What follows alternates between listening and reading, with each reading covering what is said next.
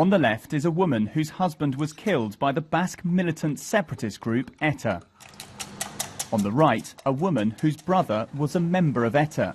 He was abducted and killed by paramilitary forces working on behalf of the Spanish state.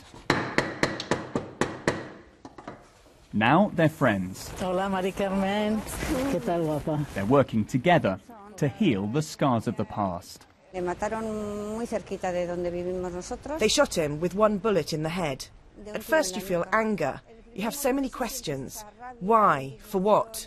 Who has the right to take the life of another human being? Questions that have no answers.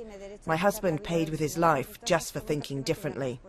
In 1983, we had the terrible news he was missing. Our nightmare went on for ages. His remains were found in 1995 in Alicante. Whether we liked it or not, he was a member of ETA. If so, they can pursue him, arrest him. That's fine. But it doesn't mean they can do whatever they like with somebody.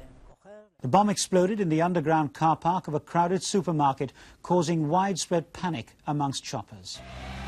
The car park, which shares... In the 70s, 80s and 90s, ETA carried out a series of bombings and shootings. It's the worst ever attack by ETA.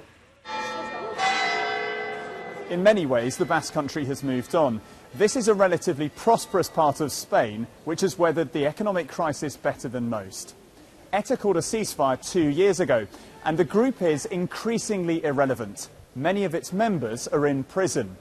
But ETA's violent past still casts a shadow over modern politics in Spain. Asesino! Asesino! In recent weeks, one by one, amid angry protests, convicted members of the Basque separatist group ETA have been set free from prison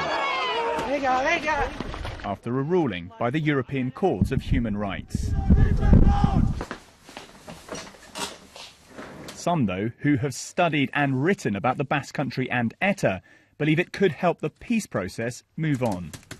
The Spanish right has to make that noise. It had to try and support its own doctrine. Whether some are secretly glad that in the end that doctrine was thrown out, but not by them, by an independent court somewhere else.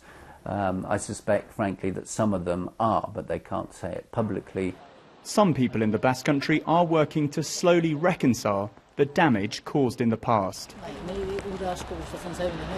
But with ETA so weak, there is little incentive for Spain's current government to enter talks.